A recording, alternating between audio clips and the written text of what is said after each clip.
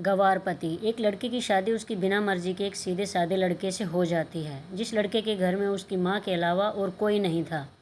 दहेज में लड़के को बहुत सारा सामान और पैसे भी मिले थे, लेकिन लड़की किसी और लड़के से बेहद प्यार करती थी। अब लड़की की शादी बिना मर्जी के तो हो ही गई थी और अब वह अपने ससुराल आ गई थी। तभी सुहागरात के वक्त लड़का दूध लेकर कमरे में आता है और उस लड़की यानी अपनी पत्नी के पास बैठ जाता है। तभी उसकी पत्नी गुस्से से अपने पति से कहती है, क्या तुम मुझे अकेला छोड़ सकते हो?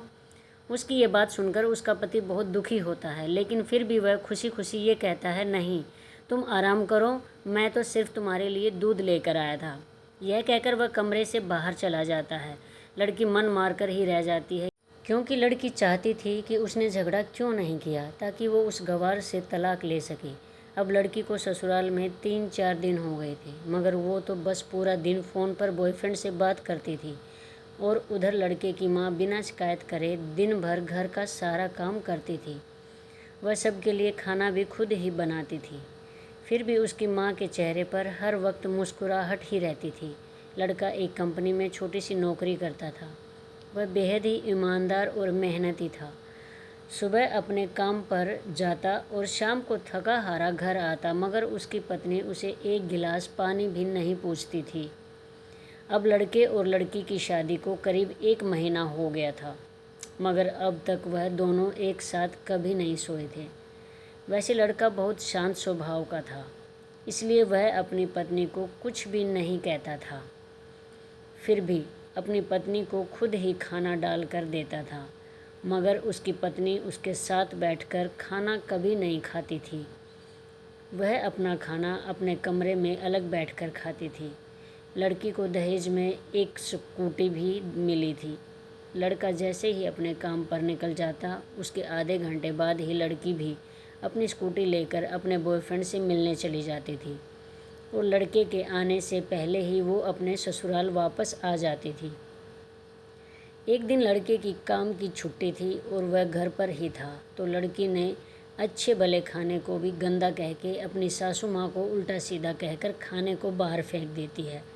ये सब देखकर लड़के को बहुत ही गुस्सा आता है और वह गुस्से में अपनी पत्नी पर हाथ उठा देता है, मगर उसकी माँ फिर भी अपने बेटे को ही डांटती है। इधर लड़की को झगड़े का एक बहाना ही चाहिए था, जो कि उसे मिल गया था।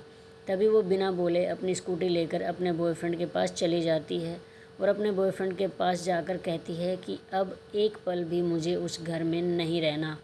आज उस गंवार ने मुझ पर हाथ उठाकर अच्छा नहीं किया। तभी उसका बॉयफ्रेंड कहता है, अरे तुमसे तो मैं कब से कहता हूँ कि तुम भाग चलो मेरे साथ कहीं दूर, मगर तुम हो कि आजकल पे ही लगी रहती हो। तब लड़की कहती है कि शादी के दिन मैं तुम्हारे पास आई थी तो तुम ही ने तो वापस घर लौटाया था मुझे। बॉयफ्रेंड ने कहा, खाली हाथ हम दोनों कहाँ तक भागेंगे, तुम ही बोलो। मैंने तुमसे कहा था कि कुछ पैसे और गहने साथ ले लो और तुम हो कि खाली हाथ ही मेरे पास आ गई थी। आखिर दूर एक नई जगह में ज़िंदगी की शुरुआत करने के लिए पैसे तो चाहिए ना। और हाँ, एक बात और, जब भी मैं तुम्हारे पास आता हूँ और तुम्हें छूना चाहता हूँ तभी तुम्हारे नखरे हो जाते हैं और बस यही कहती रहती हो कि ये प्यार प्रेम शादी के बाद ही होगा। तभी लड़की गुस्सा होकर कहती है, हाँ, शादी के बाद ही अच्छा होता है ये सब, और मैं तुम्हारी ही तो हूँ। मैं आज भी एक कुंवारी लड़की हूँ और शादी करके भी आज तक उस गंवार के साथ एक रात भी नहीं सोई हूँ क्योंकि मैंने तुमसे ही प्यार किया है और अब मैं चाहती हूँ कि तुम मुझसे शादी करके मेरी मांग में अपने हाथ से सिंदूर भर दो। फिर मैं पूरी तुम्हारी हो जाऊँगी और फिर तुम मुझसे अपनी मर्जी से दिन रात प्यार कर सकते हो। तब उसका बॉयफ्रेंड कहता है, तो ठीक है, मैं तुमसे शादी कर लूँगा, मगर तुम कम से कम 5 लाख रुपयों का कल शाम तक इंतज़ाम कर लेना। मैं तुम्हें एक होटल का पता दे रहा हूँ, तुम उस होटल में रात को 10 बजे तक पहुँच जाना। लड़की कहती है, उस गंवार के पास कहाँ होगा पैसा, बल्कि मेरे पापा ने उसे दहेज में 3 लाख रुपए और मुझे कुछ सोने के गहने दिए थे। गहने तो मेरे पास हैं, मगर सारे पैसे उस गंवार ने अलमारी में लॉक कर रखे हैं। मगर मैं जैसे तैसे अलमारी की चाबी लेकर सारे पैसे निकाल कर तुम्हारे पास हमेशा हमेशा के लिए आ जाऊंगी। यह कहकर वह लड़की अपने ससुराल पहुंचती है। लड़की ससुराल पहुंचकर अपने पति और सास से लड़ाई करती है और वो उन पर खूब चिल्लाती है, मगर अफसोस वो अकेली ही चिल्लाती रहती है। उसका पति और उसकी सास बिल्कुल शांत रहते हैं। तभी लड़की अपने कमरे में चली जाती है और अचानक उसके बॉयफ्रेंड का लड़की के फ़ोन पर मैसेज आता है कि कब आ रही हो पैसे लेकर। लड़की मैसेज का जवाब देती है, सब्र करो, मैं वक्त पर आ जाऊंगी। तब उसका पति दरवाज़ा खटखटाता है और अपनी पत्नी से कहता है कि खाना खा लो। तभी पत्नी कहती है, मैं खाना तभी खाऊंगी, पहले मुझे अलमारी की चाबी दे दो। पति दरवाजे के नीचे से चाबी देकर कहता है, यह लो, अपना काम करके खाना खा लेना, क्योंकि अभी तक मैंने और माँ ने भी खाना नहीं खाया। माँ ने कहा है हम आज साथ बैठकर ही खाना खाएंगे। लड़की कहती है, माँ और तुम खाना खा लो, मैं बाहर से खाना खाकर आई हूँ। यह सुनकर लड़का चला जाता है। तभी लड़की जल्दी से चाबी को उठाकर अलमारी खोलती है। अलमारी खोलकर वह उसमें क्या देखती है कि उसमें दहेज के पूरे पैसे 3 लाख और सारे गहने तो रखे ही थे, बल्कि उसमें एक डायरी भी रखी हुई थी। वो उसे खोलकर पढ़ती है तो उसमें लिखा था, प्रिय पत्नी, मुझे और तुम्हारे पिताजी को पता है कि तुम किसी और लड़के से बेहद प्यार करती हो, मगर तुम्हारे पिताजी ने पता लगाया है कि जिससे तुम प्यार करती हो उसकी पहले भी एक बार शादी हो चुकी है और वह लड़का बहुत सी लड़कियों को धोखा भी दे चुका है। पर आपके पिताजी आपको उस लड़के के बारे में कुछ भी ना बता सके, क्योंकि उन्हें पता था कि ये जो इश्क का नशा है वह हमेशा अपनों को गैर और गैरों को अपना बना देता है।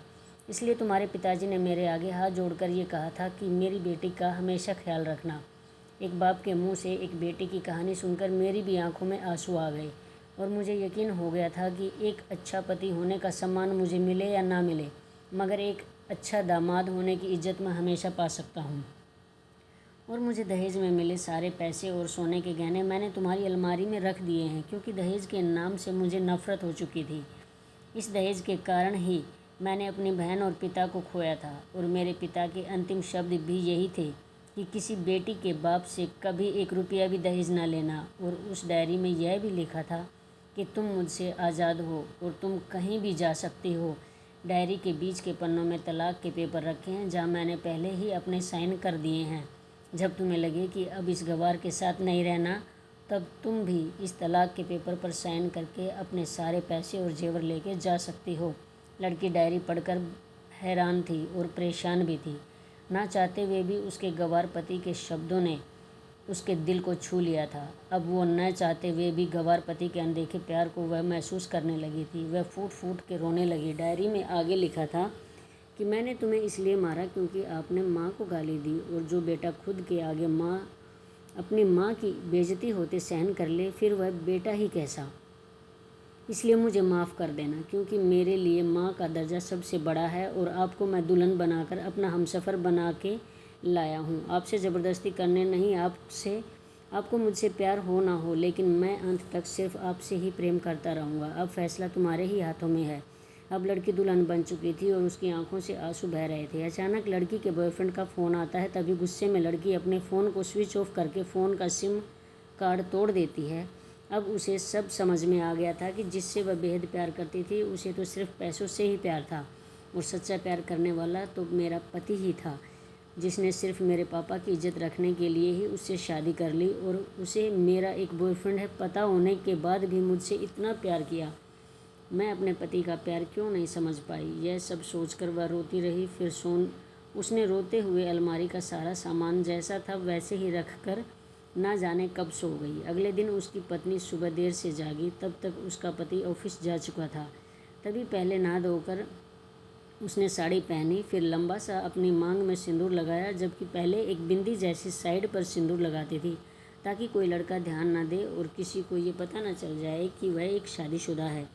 मगर आज तो 10 किलोमीटर से भी दिखाई दे रहा था कि ऐसी लंबी और गाढ़ी सिंदूर लगाई थी। फिर उसने अपना मंगलसूत्र पहना और किचन में जाकर सासू माँ को ज़बरदस्ती कमरे में आराम करने देती है और खुद अकेली सब खाना बनाती है। पहले सासू माँ को खाना खिलाती है और फिर अपने पति को फ़ोन करके उसके ऑफिस का पता पूछती है। उसका पति उसको ऑफिस का पता देते हुए सोचता है कि कहीं उसकी पत्नी ने तलाक देने का फ़ैसला तो नहीं कर लिया, मगर उसे कहाँ पता था कि वो अब सुधर गई है और उसे ही अपना पति मान चुकी है। इतने में ही उसकी पत्नी स्कूटी लेकर उसके ऑफिस खाना लेकर पहुंच जाती है। पत्नी को देखकर पति हैरान हो जाता है। तभी वह अपनी पत्नी से पूछता है, सब ठीक है ना? माँ ने तुमसे कुछ कह तो नहीं दिया? उसका पति सवाल पर सवाल पूछे जा रहा था। तभी अचानक पत्नी सबके सामने अपने पति के सीने से लिपट जाती है और उससे कहती है कि अब सब ठीक है, मगर मुझे तुमसे बहुत कुछ कहना है। पति कहता है, हाँ हाँ कहो। तब पत्नी उसके सबके सामने कहती है, आई लव यू मेरे प्यारे पति, I love you for ever. यह सुनकर ऑफिस के सभी लोग हैरान होकर खड़े हो जाते हैं और ज़ोर ज़ोर से तालियां बजाने लगते हैं। तब पत्नी सबके सामने अपने पति का हाथ पकड़ के कहती है कि अब 1 महीने तक मेरे पतिदेव ऑफिस में दिखाई नहीं देंगे। ऑफिस के सभी लोग पूछते हैं, क्यों?